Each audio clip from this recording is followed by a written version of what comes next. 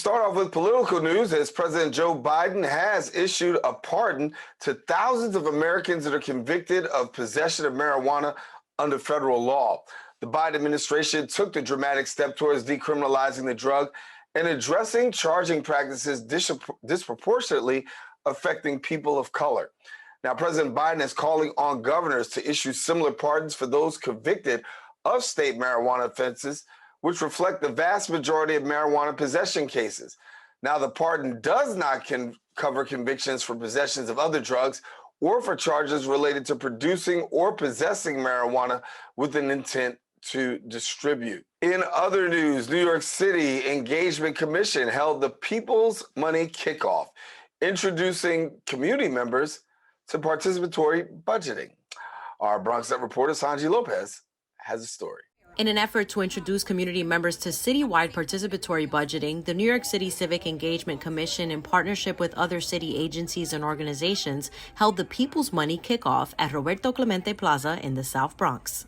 This is their money, and we want to make sure they are a part of the conversation, because oftentimes we make decisions for them without them. But under PB, we are making decisions with them, for them, about them, and inclusive of everyone. So we want to make sure that people from the Bronx are getting involved because, of course, we want to see that money make it to our community. We have projects that we know we want to see funded. This is the chance to say, hey, let's bring some of that money here and make it happen.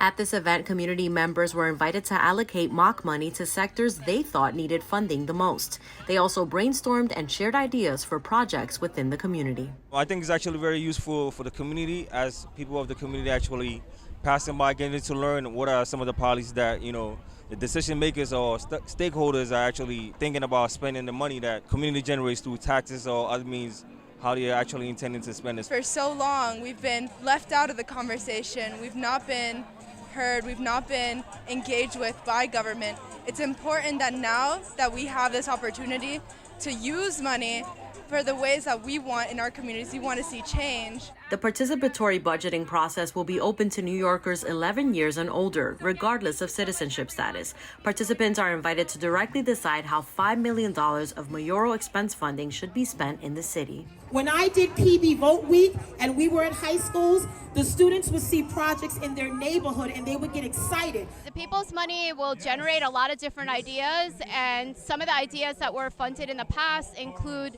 things like supporting a community garden, creating a conference or a community forum on gun violence. There was also like photography workshop for the youth in the community, as well as like projects supporting hunger in the neighborhood. A lot of people don't even know about this funding, so we will be urging, please come vote, bring us your ideas, and it's for all of New York, not just the Bronx. Even though I live in the Bronx, I love the Bronx, but certainly we want to be distributed throughout the city.